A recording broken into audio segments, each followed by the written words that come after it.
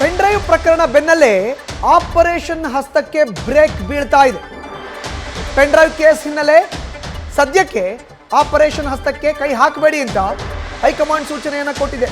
ಲೋಕಸಭಾ ಕ್ಷೇತ್ರದ ಚುನಾವಣೆಯ ಫಲಿತಾಂಶದ ಬಳಿಕ ಆಪರೇಷನ್ಗೆ ಸಿದ್ಧತೆ ನಡೆದಿತ್ತು. ತೆನೆ ಹೊತ್ತ ಮಹಿಳೆಯರ ಚಿಹ್ನೆಯ ಅಡಿಯಲ್ಲಿ ಗೆದ್ದಂತ ಶಾಸಕರನ್ನ ಪಕ್ಷಕ್ಕೆ ತರುವಂತ ಪ್ಲಾನ್ ರಾಜ್ಯ ಕಾಂಗ್ರೆಸ್ ನಾಯಕರು ಮಾಡಿಕೊಂಡಿದ್ದು, ಈಗ ರಾಜ್ಯ ಕಾಂಗ್ರೆಸ್ ನಾಯಕರಿಗೆ ಹೈಕಮಾಂಡ್ ಕೆಲವೊಂದಿಷ್ಟು ಸೂಚನೆಗಳನ್ನು ಕೊಟ್ಟಿದೆ. ಪೆನ್ಡ್ರೈವ್ ಪ್ರಕರಣದ ಬೆನ್ನಲ್ಲೇ ಆಪರೇಷನ್ ಹಸ್ತಕ್ಕೆ ಬ್ರೇಕ್ ಹಾಕಿ ಸದ್ಯಕ್ಕೆ ಏನೂ ಮಾಡ್ಲಿಕ್ಕೆ ಹೋಗಬೇಡಿ. ಜೆಡಿಎಸ್ನ ಶಾಸಕರನ್ನ ಕಾಂಗ್ರೆಸ್ಗೆ ತರುವಂತ ಪ್ರಕ್ರಿಯೆ ಏನಿದೆಯಲ್ಲ, ಆಪರೇಷನ್ ಹಸ್ತಕ್ಕೆ ಬ್ರೇಕ್ ಹಾಕ್ಲಿಕ್ಕೆ ಹೈಕಮಾಂಡ್ ನಾಯಕರು ಸೂಚನೆಯನ್ನು ಕೊಟ್ಟಿದ್ದಾರೆ ರಾಜ್ಯ ನಾಯಕರಿಗೆ. ಹೆಚ್ಚಿನ ಡೀಟೇಲ್ಸ್ ನಮ್ಮ ಪ್ರತಿನಿಧಿ ಶಿವಪ್ರಸಾದ್ ನೀಡ್ತಾರೆ, ನೇರ ಸಂಪರ್ಕಕ್ಕೆ ಜಾಯಿನ್ ಆಗಿದ್ದಾರೆ. ಶಿವಪ್ರಸಾದ್, ನೋಡಿ, ಲೋಕಸಭಾ ಕ್ಷೇತ್ರದ ಚುನಾವಣೆ ಬಳಿಕ ಆಪರೇಷನ್ ಹಸ್ತ ಆಗುತ್ತೆ, ಜೆಡಿಎಸ್ನ ಶಾಸಕರನ್ನ ನೇರವಾಗಿ ಕಾಂಗ್ರೆಸ್ಗೆ ಕರ್ತರಲಾಗುತ್ತೆ ಅನ್ನೋ ಒಂದು ಮಾತುಕತೆಗಳು ಆಗ್ತಾ ಇತ್ತು ತೆರೆಮರೆಯಲ್ಲಿ. ಈಗ ಅದೆಲ್ಲದಕ್ಕೂ ಕೂಡ ಬ್ರೇಕ್ ಬಿದ್ದಿರೋದು. ಬ್ರೇಕ್ ಬಿದ್ದಿದ್ದು ಯಾಕೆ? ಹೈಕಮಾಂಡ್ ಸೂಚನೆಯನ್ನ ಸಂಪೂರ್ಣವಾಗಿ ವಿಶ್ಲೇಷಿಸೋದು ಆದ್ರೆ ಶಿವಪ್ರಸಾದ್. ಮಧುಸೂದನ್, ಲೋಕಸಭೆ ಚುನಾವಣೆ ನಂತರ ಪ್ರಮುಖವಾಗಿ ಜೆಡಿಎಸ್ನ ಹಲವು ಶಾಸಕರನ್ನ ಕಾಂಗ್ರೆಸ್ ಪಕ್ಷಕ್ಕೆ ಕರೆತರಬೇಕು ಎಂಬತಕ್ಕಂಥ ಪ್ರಕ್ರಿಯೆಗಳು, ಮಾತುಕತೆಗಳು ಆರಂಭದಿಂದಲೂ ಕೂಡ ನಡೀತಾ ಇದ್ದು. ಸದ್ಯ ಈಗ ಪೆನ್ಡ್ರೈವ್ ಪ್ರಕರಣ ಯಾವ ರೀತಿ ರಾಜ್ಯದಲ್ಲಿ ಸಂಚಲನವನ್ನ ಸೃಷ್ಟಿ ಮಾಡೋದ್ರ ಜೊತೆಗೆ ಸಹಜವಾಗಿ ಸರ್ಕಾರದ ಹಲವು ನಾಯಕರತ್ತ ಬೊಟ್ಟು ಮಾಡ್ತಾ ಇದ್ದಾರೆ ಪ್ರತಿಪಕ್ಷಗಳಾಗಿರ್ತಕ್ಕಂಥ ಜೆಡಿಎಸ್ ಮತ್ತೆ ಬಿಜೆಪಿ ನಾಯಕರು. ಈ ಸಂದರ್ಭದಲ್ಲಿ ಜೆಡಿಎಸ್ನ ಶಾಸಕರನ್ನ ಸಂಪರ್ಕ ಮಾಡೋದಾಗ್ಲಿ, ಅವರನ್ನ ಪಕ್ಷಕ್ಕೆ ಕರೆತರ್ತಕ್ಕಂಥ ಪ್ರಕ್ರಿಯೆಗೆ ತಾತ್ಕಾಲಿಕವಾಗಿ ಬ್ರೇಕ್ ಹಾಕಬೇಕು ಎಂಬತಕ್ಕಂಥ ಸೂಚನೆಯನ್ನ ದೆಹಲಿಯ ಕಾಂಗ್ರೆಸ್ ವರಿಷ್ಠರು ರಾಜ್ಯ ನಾಯಕರಿಗೆ ರವಾನೆ ಮಾಡಿದ್ದಾರೆ.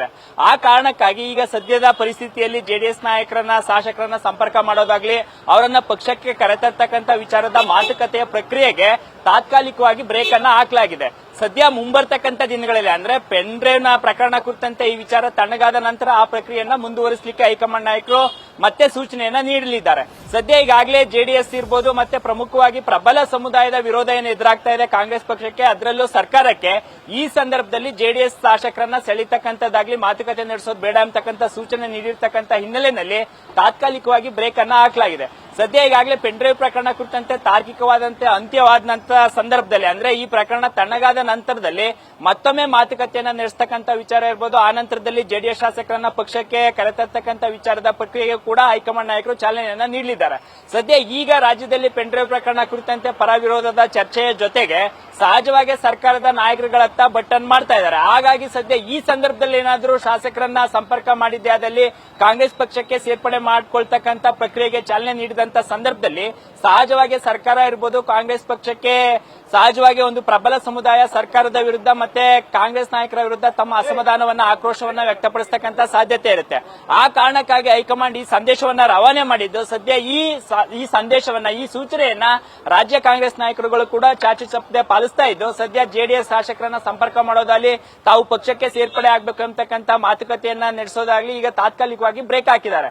ಮುಂಬರ್ತಕ್ಕಂಥ ದಿನಗಳಲ್ಲಿ ಖುದ್ದು ಡಿ ಕೆ ಶಿವಕುಮಾರ್ ಇರಬಹುದು, ಸಿಎಂ ಸಿದ್ದರಾಮಯ್ಯ ಸೇರಿದಂತೆ ಇತರ ನಾಯಕರುಗಳು ಕೂಡ ಜೆಡಿಎಸ್ನ ಅಷ್ಟು ಶಾಸಕರನ್ನು ಕೂಡ ವಿಶ್ವಾಸಕ್ಕೆ ತೆಗೆದುಕೊಳ್ಳೋದ್ರ ಜೊತೆಗೆ ಪಕ್ಷ ಸೇರ್ಪಡೆಗೂ ಕೂಡ ಮುಹೂರ್ತವನ್ನ ನಿಗದಿ ಮಾಡಲಿದ್ದಾರೆ. ಸದ್ಯ ಈಗ ಪೆನ್ಡ್ರೈವ್ ಬಿರುಗಾಳಿಯ ಹಿನ್ನೆಲೆಯಲ್ಲಿ ಈ ಎಲ್ಲ ಪಕ್ಷ ಸೇರ್ಪಡೆ ವಿಚಾರ ಇರಬಹುದು, ಮತ್ತೆ ಶಾಸಕರನ್ನ ಪಕ್ಷ ಸೇರ್ಪಡೆ ವಿಚಾರ ಕುರಿತಂತೆ ಮುಂಬರ್ತಕ್ಕಂಥ ದಿನಗಳಲ್ಲಿ ಸ್ಥಾನಮಾನದ ವಿಚಾರ ಕುರಿತಂತೆ ಎಲ್ಲಾ ವಿಚಾರಗಳಿಗೂ ಕೂಡ ತಾತ್ಕಾಲಿಕವಾಗಿ ಬ್ರೇಕ್ ಹಾಕಿರ್ತಕ್ಕಂಥದ್ದು. ಮಧುಸೂದನ್, ನ್ಯೂಸ್ ಫಸ್ಟ್ ನಿರ್ಭೀತಿಯಿಂದ ನಿಮ್ಮ ಪರವಾಗಿ.